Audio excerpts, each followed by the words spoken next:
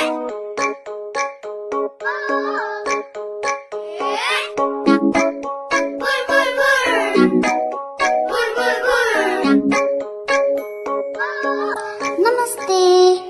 Welcome to ಜಗಲಿಕಟ್ಟೆ. ಇವತ್ತು ಏನೆಲ್ಲ ready ಇದೆ ಅಂತ ಕೇಳ್ಕೊಂಡು ಬರೋಣ ಬನ್ನಿ. ಇದೊಂದು ರಾತ್ರಿ ಕಾಡಲ್ಲಿ ಎಲ್ಲಾ ಪ್ರಾಣಿಗಳು ನಿದ್ದೆ ಮಾಡ್ತಾ ಇದ್ವು. ಆಗ ನಮ್ಮ ಆನೆಗೆ ಸಡನ್ ಆಗಿ ಎಚ್ಚರ ಆಯ್ತು. ಆನೆ ಮನೆ ಕಿಟಕಿ ಕಡೆಯಿಂದ ಶಬ್ದ ಬರ್ತಾ ಇತ್ತು. ಗೆಕ್ಕೋ ಗೆಕ್ಕೋ ಗೆಕ್ಕೋ. ನೋಡಿದ್ರೆ ಅಲ್ಲಿ ಗೆಕ್ಕೋ ಅಂದ್ರೆ ಒಂದು ಹಲ್ಲಿ. ಆನೆ ಗೆಕ್ಕುಗೆ ಹೇಳ್ತು, ಅಯ್ಯೋ, ಈ ರಾತ್ರಿ ಇಲ್ಲೇನ್ ಮಾಡ್ತಾ ಇದೀಯಾ? ಮನೆಗೆ ಹೋಗಿ ಮಲ್ಕೋ. ಆಗ ಪಲ್ಲಿ ಗೆಕ್ಕುಗೆ ಹೇಳ್ತು, ಈ ಮಿಂಚುಳುಗಳು ನಮ್ಮನೆ ಸುತ್ತ ಹಾರ್ತಾ ಇವೆ. ಅವು ಅವ್ರ ದೇಹದಿಂದ ಬೆಳಕನ್ನ ಹಚ್ಚೋದು ಆರಿಸೋದು ಆನ್ ಅಂಡ್ ಆಫ್ ಮಾಡ್ತಾ ಇವೆ. ಇದರಿಂದ ನಮ್ ಮಲ್ಕೊಳ್ಳೋಕೆ ಆಗ್ತಾ ಇಲ್ಲ. ನೀನು ಈ ಊರಿನ ಮುಖ್ಯಸ್ಥ ಅಲ್ವಾ? ನೀನು ಈ ಮಿಂಚುಳುಗಳನ್ನ ಮಾಡೋದನ್ನ ನಿಲ್ಲಿಸ್ಬೇಕು. ಏನಾದ್ರೂ ಮಾಡು ಅಂತ ಹೇಳ್ತು. ಆನೆಗೂ ಸರಿ ಅನ್ಸಿ, ನಾನು ನಾಳೆ ಬೆಳಿಗ್ಗೆ ಈ ಮುಂಚೂಳುಗಳನ್ನ ಭೇಟಿ ಮಾಡಿ ವಿಚಾರಿಸ್ತೀನಿ. ನೀನೀಗ ಮನೆಗೆ ಹೋಗು, ಮಲ್ಕೋ ಅಂತ ಹೇಳ್ತು. ಗೆಕ್ಕೋ ಹಾಗೂ ಹೀಗೂ ಸಿಟ್ಟು ಮಾಡಿಕೊಂಡು ನಿಧಾನವಾಗಿ ಮನೆಗೆ ಹೋಯ್ತು. ಗೆಕ್ಕೋ ಗೆಕ್ಕೋ. ಸರಿ, ಈಗ ಬೆಳಿಗ್ಗೆ ಆಗಿದೆ. ಆನೆ ಮಿಂಚುಳುಗಳನ್ನ ಕರೀತು ಮತ್ತೆ ವಿಚಾರಣೆ ಮಾಡೋಕೆ ಶುರು ಮಾಡ್ತು. ನೀವು ಗೆಕ್ಕೋಗೆ ಮಲ್ಕೊಳ್ಳೋಕೆ ಬಿಡದೆ ರಾತ್ರಿ ಇಡೀ ನಿಮ್ ದೇಹದಿಂದ ಬೆಳಕನ್ನ ಹಚ್ಚೋದು ಆರಿಸೋದು ಆನ್ ಅಂಡ್ ಆಫ್ ಮಾಡ್ತಾ ಇದ್ರಂತೆ, ಹೌದಾ? ಓ ಹೌದು ಹೌದು, ನಾವು ರಾತ್ರಿ ಇಡೀ ಬೆಳಕನ್ನ ಮಿಟುಕಿಸ್ತಾ ಇರ್ಬೇಕು. ಯಾಕಂದ್ರೆ ನಮ್ಮೂರಲ್ಲಿ ಎಮ್ಮೆಗಳು ಎಲ್ಲಾ ಕಡೆ ಸಗಣಿ ಹಾಕಿ ಇಡ್ತಾರೆ. ಅದ್ರ ಮೇಲೆ ಕತ್ಲಲ್ಲಿ ಯಾರಾದ್ರೂ ಕಾಲಿಟ್ಟು ಅವ್ಯವಸ್ಥೆ ಆಗ್ಬಿಡತ್ತೆ. ನಾವು ಬೆಳಕನ್ನ ಚೆಲ್ಲೋದ್ರಿಂದ ಇದು ತಪ್ಪತ್ತೆ ಅಂತ ಮಿಂಚುಳುಗಳು ಪಟ್ಪಟ ಅಂತ ಆನೆ ಉತ್ತರ ಕೊಡ್ತವೆ. ಆಗ ಆನೆ, ಓ ಹಾಗೇನು, ನೀವು ಬಹಳ ಒಳ್ಳೆ ಕೆಲಸವನ್ನೇ ಮಾಡ್ತಾ ಇದ್ದೀರ, ಇದನ್ನ ಮುಂದುವರಿಸಿ ಅಂತ ಮಿಂಚುಳುಗಳಿಗೆ ಹೇಳ್ತು. ಹಾಗೆ ಅವರು ಮನೆ ಕಡೆಗೆ ಹೊರಟು. ಆ ದಿನ ರಾತ್ರಿ ಆನೆಗೆ ಪುನಃ ಎಚ್ಚರ ಆಯ್ತು. ನೋಡಿದ್ರೆ ನಮ್ ಗೆಕ್ಕೋ ಬಂದಿದ್ದಾನೆ. ಗೆಕ್ಕೋ ಗೆಕ್ಕೋ. ಆನೆ ಗೆಕ್ಕೋಗೆ ಪುನಃ ಕೇಳ್ತು, ಅಯ್ಯೋ, ಈ ರಾತ್ರಿ ಪುನಃ ಇಲ್ಲೇನ್ ಮಾಡ್ತಾ ಇದೀಯಾ? ಮನೆಗೆ ಹೋಗು, ಮಲ್ಕೋ. ಆದ್ರೆ ನಂಗೆ ನಿದ್ದೆ ಬರ್ತಾ ಇಲ್ಲ. ಈ ಮಿಂಚುಳುಗಳು ನಮ್ಮನೆ ಸುತ್ತ ಇನ್ನೂ ಹಾರ್ತಾನೆ ಇವೆ. ಅವು ಅವ್ರ ದೇಹದಿಂದ ಬೆಳಕನ್ನ ಹಚ್ಚೋದು ಆರಿಸೋದು ಆನ್ ಅಂಡ್ ಆಫ್ ಮಾಡ್ತಾನೆ ಇವೆ. ನೀನು ಇದನ್ನ ನಿಲ್ಸ್ಯಾ ಅಂತ ನಿನ್ನೆ ಹೇಳಿದ್ದೆ, ಆದ್ರೆ ಅವು ಇನ್ನೂ ಮಾಡ್ತಾನೆ ಇವೆ. ಆಗ ಆನೆ, ನೋಡು ಗೆಕ್ಕೋ, ನಾನು ಮಿಂಚುಗಳನ್ನ ಕರೆದು ವಿಚಾರಿಸಿದೆ. ಆದ್ರೆ ಅವರು ಬೆಳಕನ್ನ ಮಿಟುಕಿಸ್ತಾ ಇರ್ಬೇಕು. ಯಾಕಂದ್ರೆ ಎಮ್ಮೆಗಳು ಎಲ್ಲಾ ಕಡೆ ಸಗಣಿ ಮಾಡೋದ್ರಲ್ಲಿ ಯಾರು ಕಾಲಿಟ್ಟು ಅವಾಂತರ ಆಗ್ಬಾರ್ದು ಅಂತ ಆನೆ ಗೆಕ್ಕುಗೆ ಹೇಳ್ತು. ಅದಕ್ಕೆ ಉತ್ತರವಾಗಿ, ಹಾಗಿದ್ರೆ ನೀನು ಎಮ್ಮೆಗಳ ಹತ್ರ ಮಾತಾಡು. ನೀನು ಇವ್ರಿನ ಮುಖ್ಯಸ್ಥ ಅಲ್ವಾ? ಏನಾದ್ರೂ ಮಾಡು ಇದ್ರ ಬಗ್ಗೆ ಅಂತ ಗೆಕ್ಕೋ ಆನೆಗೆ ಹೇಳ್ತು. ಸರಿ, ಮರುದಿನ ಆನೆ ಎಮ್ಮೆಗಳನ್ನ ಕರೆದು ವಿಚಾರಿಸ್ತು. ಎಮ್ಮೆ, ನೀನು ದಾರಿಯಲ್ಲಿ ಎಲ್ಲೆಂದ್ರಲ್ಲಿ ಸಗಣಿಯನ್ನು ಹಾಕ್ತಾ ಇದೆಯಂತೆ, ನಿಜಾನಾ ಅದು? ಓ ಹೌದು ಹೌದು. ಯಾಕಂದ್ರೆ ಪ್ರತಿ ಮಧ್ಯಾಹ್ನ ಮಳೆ ಬಂದಾಗ ಮಳೆ ನೀರಿಂದ ದಾರಿ ಮೇಲಿರೋ ಎಲ್ಲಾ ಗುಂಡಿಗಳು ದೊಡ್ಡ ಆಗತ್ತೆ. ನಾನು ಆ ಗುಂಡಿನ ತುಂಬೋಕೆ ನನ್ನಿಂದ ಎಷ್ಟು ಸಾಧ್ಯನೋ ಅಷ್ಟು ಸಹಾಯ ಆಗ್ಲಿ ಅಂತ ಅಲ್ಲಲ್ಲಿ ಗುಂಡಿಗಳನ್ನ ಮುಚ್ತಾ ಇದ್ದೀನಿ. ಇದರಿಂದ ಯಾರು ಗುಂಡಿಯಲ್ಲಿ ಬಿದ್ದು ತೊಂದರೆ ಸಿಗೋದ್ ಬೇಡ ಅಂತ ಎಮ್ಮೆ ಆನೆಗೆ ಸಮಜಾಯಿಸಿಯಾಗಿ ಉತ್ತರ ಹೇಳ್ತು. ಆಗ ಆನೆ, ಓ ಹಾಗೇನು, ನೀವು ಬಹಳ ಒಳ್ಳೆ ಕೆಲಸವನ್ನೇ ಮಾಡ್ತಾ ಇದ್ದೀರಾ, ಇದನ್ನ ಮುಂದುವರಿಸಿ ಅಂತ ಎಮ್ಮೆಗಳಿಗೆ ಹೇಳ್ತು. ಹಾಗೆ ಅವರು ಮನೆ ಕಡೆಗೆ ಹೊರಟು. ಆ ದಿನ ಪುನಃ ರಾತ್ರಿ ಆನೆಗೆ ಎಚ್ಚರ ಆಯ್ತು. ಕಿಟಕಿ ಕಡೆಯಿಂದ ಶಬ್ದ, ಗೆಕ್ಕೋ ಗೆಕ್ಕೋ. ಆನೆ ಸ್ವಲ್ಪ ಸಿಟ್ಟಿಂದನೇ ಗೆಕ್ಕೋಗೆ ಹೇಳ್ತು, ಅಯ್ಯೋ ಪ್ಲೀಸ್ ಗೆಕ್ಕೋ, ಮನೆಗೆ ಹೋಗು, ಮಲ್ಕೋ. ಆಗ ಪಲ್ಲಿ ಗೆಕ್ಕೋ ಹೇಳ್ತು, ನನ್ಗೆ ನಿದ್ದೆ ಬರ್ತಾ ಇಲ್ಲ. ಮಿಂಚುಳುಗಳು ನಮ್ಮನೆ ಸುತ್ತ ಇನ್ನೂ ಹಾರ್ತಾನೆ ಇವೆ. ಅವ್ರ ದೇಹದಿಂದ ಬೆಳಕನ್ನ on and of on and of ಮಾಡ್ತಾನೆ ಇವೆ. ಇದರಿಂದ ನಂಗೆ ಮಲ್ಕೊಳಕ್ ಆಗ್ತಾ ಇಲ್ಲ. ನೀನೇನಾದ್ರೂ ಮಾಡ್ತೀಯಾ ಇದ್ರ ಬಗ್ಗೆ ಅಂತ ನಿನ್ನೆನೇ ಹೇಳಿದ್ದೆ, ಇನ್ನೂ ಏನು ಮಾಡಿಲ್ಲ ಅಂತ ಗೆಕ್ಕೋ ಆನೆಗೆ ಹೇಳ್ತು. ಆಗ ಆನೆ ಗೆಕ್ಕೋಗೆ ಸಮಜಾಯಿಸಿ ಕೊಡ್ತಾ ಇತ್ತು. ನೋಡು ಗೆಕ್ಕೋ, ಎಮ್ಮೆಗಳು ಮಳೆ ನೀರಿನಿಂದ ದಾರಿ ಮೇಲಾಗಿರೋ ಗುಂಡಿಗಳನ್ನ ಮುಚ್ಚೋದಿಕ್ಕೆ ಅಂತ ಅಲ್ಲಲ್ಲಿ ಸಗಣಿಗಳನ್ನ ಹಾಕಿದ್ದಾರೆ. ಇದ್ರ ಮೇಲೆ ದಾರಿಯಲ್ಲಿ ಹೋಗ್ತಾ ಇರೋ ಯಾರು ಕಾಲಿಟ್ಟು ಅವಾಂತರ ಆಗೋದು ಬೇಡ ಅಂತ ಮಿಂಚುಳುಗಳು ಬೆಳಕನ್ನ ಹರಿಸ್ತಾ ಇದೆ. ನೀನು ಇದನ್ನ ಸಹಿಸ್ಕೋಬೇಕಪ್ಪ, ಹೋಗು ಮಲ್ಕೋ ಅಂತ ಹೇಳ್ತು. ಹಾಗಿದ್ರೆ ನೀನು ಮಳೆರಾಯನ ಕರೆದು ವಿಚಾರಿಸು, ಈ ಸಮಸ್ಯೆ ಬಗ್ಗೆ ಏನಾದ್ರೂ ಪರಿಹಾರ ಕಂಡುಹಿಡಿ ಅಂತ ಆನೆಗೆ ಹೇಳ್ತು. ಸರಿ, ಮರ್ದಿನ ಆನೆ ಮಳೆರಾಯನ ಕರೆದು ವಿಚಾರಿಸ್ತು. ಮಳೆರಾಯ, ನೀನು ಹಗಲಿಡೀ ಮಳೆಯನ್ನು ಸುರಿಸಿ ಕೊಚ್ಚೆ ಗುಂಡಿಗಳನ್ನ ಮಾಡ್ತಾ ಇದೆಯಂತೆ, ಹೌದೇನೋ? ಓ ಹೌದು ಹೌದು, ನಾನು ಪ್ರತಿದಿನ ಮಧ್ಯಾಹ್ನ ಮಳೆ ಸುರಿಸದೆ ಹೋದ್ರೆ ಕೊಚ್ಚೆ ಗುಂಡಿಗಳು ತುಂಬಲ್ಲ ಅಂದ್ರೆ ಸೊಳ್ಳೆಗಳು ಬದುಕಕ್ಕಾಗಲ್ಲ. ಸೊಳ್ಳೆಗಳು ಬದುಕಲ್ಲ ಅಂದ್ರೆ ಗೆಕ್ಕೋಗೆ ತಿನ್ನೋಕೆ ಏನು ಸಿಗೋದಿಲ್ಲ. ಹಾಗಾಗಿ ನಾನು ಪ್ರತಿದಿನ ಮಳೆಗಳನ್ನ ಸುರಿಸ್ತಾ ಇದ್ದೀನಿ ಅಂತ ಹೇಳ್ತು. ಆಗ ಗೆಕ್ಕೋ, ಓ ಹಾಗೇನು, ಸರಿ ಅಂತ ಹೇಳ್ತು. ಆ ದಿನ ರಾತ್ರಿ ಆಯ್ತು. ಪುನಃ ಆನೆಗೆ ಎಚ್ಚರ ಆಯ್ತು. ನೋಡಿದ್ರೆ ಗೆಕ್ಕೋ.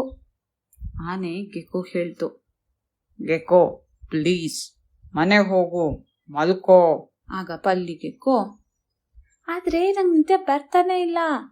ಈ ಮಿಂಚುಳುಗಳು ಇನ್ನೂ ಅವ್ರ ದೇಹದಿಂದ ಬೆಳಕನ್ನ ಆನ್ ಅಂಡ್ ಆಫ್ ಮಾಡ್ಕೋತಾನೆ ಇದಾವೆ. ನೀನ್ ಇದ್ರ ಬಗ್ಗೆ ಏನೋ ಮಾಡ್ತೀನಿ ಅಂತ ಹೇಳ್ತಿಯಲ್ಲ, ಏನಾಯ್ತು ಅಂತ ಕೇಳ್ತು. ಆಗ ಗೆಕ್ಕುಗೆ ಆನೆ ನಿಧಾನವಾಗಿ ಅರ್ಥ ಮಾಡಿಸೋಕೆ ಪ್ರಯತ್ನ ಪಡ್ತು. ನೋಡು ಗೆಕ್ಕೋ, ದಿನ ಮಧ್ಯಾಹ್ನ ಮಳೆ ಬರ್ದೆ ಹೋದ್ರೆ ಕೊಚ್ಚೆ ಗುಂಡಿಗಳು ತುಂಬಲ್ಲ ಅಂದ್ರೆ ಸೊಳ್ಳೆಗಳು ಇರೋದಕ್ಕಾಗಲ್ಲ. ಸೊಳ್ಳೆಗಳಿಲ್ಲ ಅಂದ್ರೆ ನೀನು ಗೆಕ್ಕೋ, ನಿನಗೆ ತಿನ್ನೋದಕ್ಕೆ ಏನು ಸಿಗೋದಿಲ್ಲ. ವಿಚಾರ ಮಾಡು ಇದ್ರ ಬಗ್ಗೆ ಅಂತ ಹೇಳ್ತು. ಆಗ ಗೆಕ್ಕೋ ಯೋಚನೆ ಮಾಡ್ತು. ಓ, ನಾನು ಮಳೆರಾಯನ ಹತ್ರ ಮಳೆ ಸುರಿಸೋದನ್ನ ನಿಲ್ಸು ಅಂತ ಅಂದ್ರೆ ಗುಂಡಿಗಳಾಗೋದ್ ತಪ್ಪಿತು ಅಂದ್ರೆ ಎಮ್ಮೆ ಸಗಣಿ ಹಾಕೋದನ್ನ ನಿಲ್ಸುತ್ತೆ. ಎಮ್ಮೆ ಸಗಣಿ ಹಾಕೋದನ್ನ ನಿಲ್ಸಿದ್ರೆ ಮಿಂಚುಳುಗಳು ಹಾರ್ಕೋತಾ ಬೆಳಕನ್ ಹರಿಸೋದು ನಿಲ್ಸತ್ತೆ. ಆದ್ರೆ ಇದೆಲ್ಲದ್ರಿಂದ ನನ್ಗೆ ಊಟ ಸಿಗೋದೇ ಇಲ್ವಲ್ಲ ಅಂತ ವಿಚಾರ ಮಾಡ್ತಾ ಇತ್ತು. ಆಗ ಆನೆ ಗೆಕ್ಕೋ ಹೇಳ್ತು, ಗೆಕ್ಕೋ ನೋಡಿಲಿ, ಈ ಜಗತ್ನಲ್ಲಿರೋದು ಎಲ್ಲದೂ ಒಂದಕ್ಕೊಂದಕ್ಕೂ ಕೊಂಡಿಯಾಗಿದೆ. ನಾವು ಕೆಲವೊಂದನ್ನ ಸಂಭಾಳಿಸ್ಕೊಂಡು ಹೋಗ್ಬೇಕಾಗತ್ತೆ. ಈಗ ಹೋಗು, ಮಲ್ಕೋ ಅಂತ ಹೇಳ್ತು. ಗೆಕ್ಕೋನು ಯೋಚನೆ ಮಾಡಿ ಕಣ್ಣಿಗೆ ಬಟ್ಟೆಯನ್ನ ಕಟ್ಕೊಂಡು ಆ ದಿನ ಸುಖವಾಗಿ ನಿದ್ದೆ ಮಾಡ್ತು.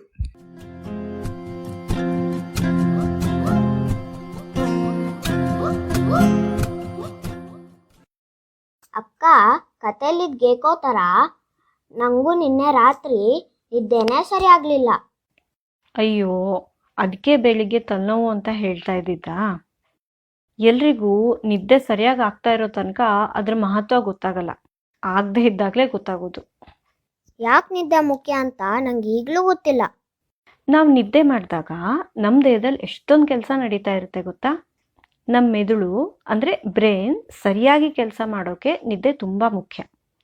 ಇಡೀ ದಿನ ಕೆಲಸ ಮಾಡ್ತಾ ಇರುವಾಗ ನಮ್ಮ ಮೆದುಳಲ್ಲಿ ನರಮಂಡಲದಲ್ಲಿ ವೇಸ್ಟ್ ಆಗಿರೋದು ವಿಷಯುಕ್ತ ವಸ್ತುಗಳೆಲ್ಲ ತಯಾರಾಗುತ್ತೆ. ಈಗ ಫ್ಯಾಕ್ಟ್ರಿನಲ್ಲಿ ಏನಾದರೂ ಸಾಮಾನು ತಯಾರಿಸುವಾಗ ತ್ಯಾಜ್ಯ ವಸ್ತುಗಳು ಬಿಡುಗಡೆ ಆಗುತ್ತಲ್ವಾ, ಹಾಗೆ ನಿದ್ದೆ ಮಾಡಿದಾಗ ಮೆದುಳು ಇದನ್ನೆಲ್ಲ ಕ್ಲಿಯರ್ ಮಾಡುತ್ತೆ. ಮರುದಿನ ಮತ್ತೆ ಫ್ರೆಶ್ ಆಗಿ ಕೆಲಸ ಮಾಡೋಕೆ ತಯಾರಾಗುತ್ತೆ. ಹಾಗೆ ಇಡೀ ದಿನ ಎಷ್ಟೊಂದು ವಿಷಯ ಕೇಳಿರ್ತೀವಿ, ನೋಡಿರ್ತೀವಿ, ಓದಿರ್ತೀವಿ. ಅದರಲ್ಲಿ ಯಾವ್ದು ಬೇಕು, ಯಾವ್ದು ಬೇಡ, ತುಂಬ ದಿನ ನೆನ್ಪಿಟ್ಕೊಳ್ಳೋವಂಥದ್ದು ಯಾವುದು ಅನ್ನೋದನ್ನೆಲ್ಲ ಮೆದುಳು ಬೇರೆ ಬೇರೆ ಆಗಿ ವಿಂಗಡಣೆ ಮಾಡುತ್ತೆ. ಇದೆಲ್ಲ ಕೆಲಸ ನಡೆದು ನೆನಪಿನ ಶಕ್ತಿ ಎಲ್ಲ ಸರಿಯಾಗಿರೋಕೆ ನಿದ್ದೆ ಮುಖ್ಯ.